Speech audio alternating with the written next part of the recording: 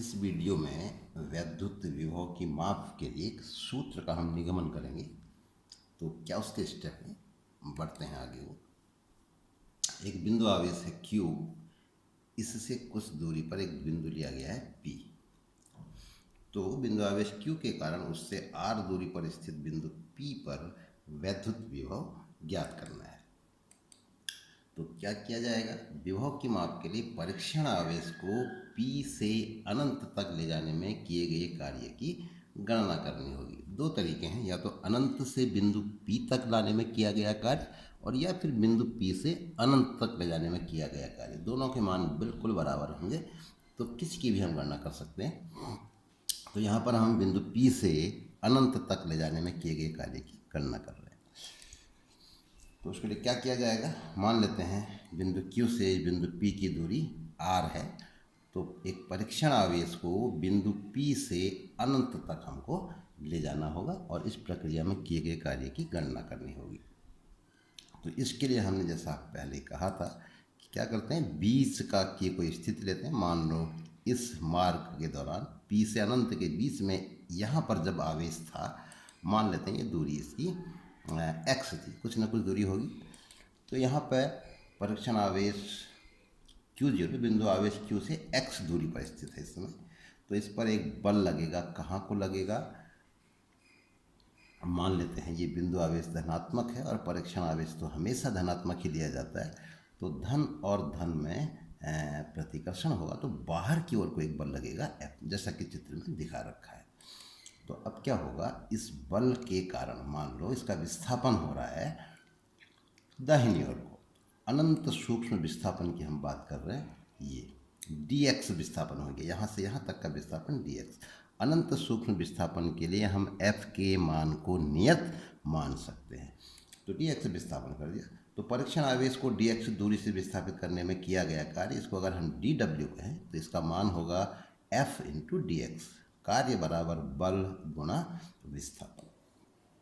अतः परीक्षण आवेश को x बराबर r से इस बिंदु P से अनंत तक ले जाने में, तो इसको मैथमेटिकल लैंग्वेज में कैसे बोला जाएगा, x इक्वल टू r से x इक्वल टू इन्फिनिटी तक विस्थापित करने में किया गया कार्य w। तो कैसे प्राप्त होगा, इस dw को इंटीग्रेट करना पड़ेगा। तो integration of dw from r to infinity, और ये हो जाएगा। अब इसको हल करते जाते हैं। तो w equal to F into D X integration, limit वही है तो इसको हम अंत में लिमिट रख देंगे।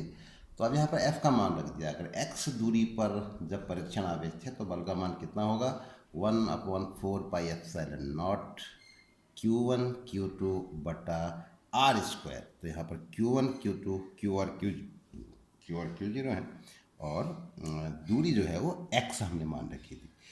तो ये जो है बल का मान हमने रख। अब क्योंकि Q0 1/4 पाई एप्सिलॉन नॉट ये नियतांक हैं, तो इनको हमने इंटीग्रेशन चिन्ह से बाहर ले लिया। तो इंटीग्रेशन चिन्ह के अंदर अब बचेगा 1/x² dx। अब इसको सुविधा के लिए जहाँ जहाँ भी ये भिन्न का रूप आ रहा है बट्टा, इसको वही परंपरागत जो होता है, अंश को एक हॉरिजॉन्टल रेखा के ऊपर और हर को हॉरिजॉन्टल रेखा के नीचे लिखते हैं, तो वैसे लिखना ज़्यादा सुविधाजनक होगा। तो यहाँ पर क्योंकि कंप्यूटर में इस तरह का थोड़ा ये ऑप्शन मुझे मिला नहीं, तो मैंने इसको इसी प्रकार से लिखा है। तो ये बराबर हो जाएगा Q0 बट्टा 4 पाई एप्सिलॉन नॉट और इंटीग्रेशन ऑफ 1/x²। तो ये अब इंटीग्रेशन सूत्र का अगर हम उपयोग करें, x की घात n का जो इंटीग्रेशन होता है x की घात n+1 बटा n+1, उस सूत्र का उपयोग करते हुए इसका मान इतना हो जाएगा -1/x, और लिमिट होंगी फ्रॉम r टू इन्फिनिटी। अगले स्टेप में ये मान अगर हम इसमें रख दें तो क्या हो जाएगा, 1/∞, क्योंकि शून्य होता है तो 1/∞ माइनस 1/r हो जाएगा, और ऋणात्मक चिन्ह है तो माइनस माइनस प्लस हो जाएगा। तो इस तरीके से ये जो है w का मान हमको प्राप्त हो जाएगा। तो इसको थोड़ा सा इस तरह से लिख लें, जो कांस्टेंट है उसको अगर अलग करके लिखें तो 1/4πε0 Q0/r, ये किए गए कार्य का मान हो। अब जो विभव की डेफिनेशन है, ये ध्यान देना, यहाँ पर थोड़ा सा कन्फ्यूज़न करते हैं बच्चे। ये W जो है परीक्षण आवेश को बिंदु P से अनंत तक ले जाने में किया गया कार्य है। तो एकांक आवेश के लिए गणना करेंगे तो परीक्षण आवेश के मान से भाग देना होगा, तब वो एकांक आवेश के लिए निकलेगा। तो इस तरीके से विभव की डेफिनेशन होगी V = W/Q0। तो W का मान जो हमने यहाँ से निकाल रखा है 1/4πε0 Q/r हो जाएगा।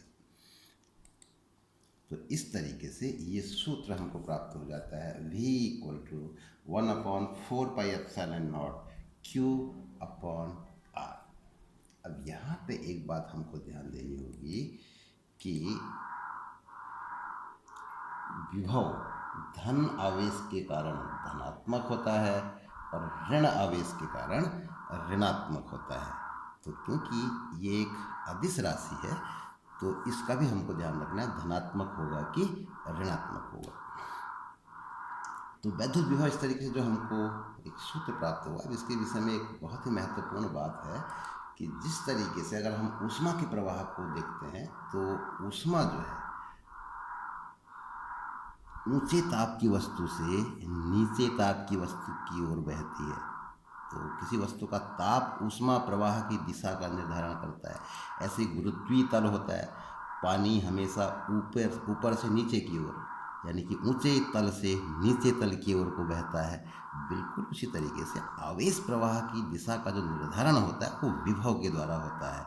जो हमने एग्जाम्पल पीछे लिए थे, अगर वहाँ पर देखें हम, अधिक विभव जहाँ पर जिस बिंदु पर था वहाँ पर अगर धन आवेश को रख दें तो वो नीचे विभव के बिंदु की ओर को जाएगा। अगर उसको स्वतंत्र छोड़ दें तो ये एक बहुत ही महत्वपूर्ण चीज़ है आवेश के विषय में। तो किसी बिंदु पर विभव आवेश प्रवाह की दिशा का निर्धारण करता है। और क्योंकि आवेश दो प्रकार का होता है, धन आवेश और ऋण आवेश, तो किसी एक के लिए हम याद कर लेते हैं, दूसरे के लिए उसका उल्टा होता है। तो धन आवेश हमेशा अधिक विभव से कम विभव की ओर को प्रवाहित होता है। और कब तक होता है? जब तक कि दोनों स्थानों पर विभव समान न हो जाए। यह हर जगह लागू होता है। ताप ऊष्मा का प्रवाह जब तक कि दोनों के ताप समान न हो जाए। गुरुत्वीय तल द्रव का प्रवाह जब तक कि दोनों स्थानों पर द्रव का तल समान न हो जाए। ऐसे ही आवेश का प्रवाह भी तब तक होते रहता है जब तक कि दोनों स्थानों पर विभव का मान समान न हो जाए। तो इस तरीके से वैद्युत विभव के विषय में ये बहुत ही महत्वपूर्ण चीज़। हाँ, इस वीडियो में इतना ही।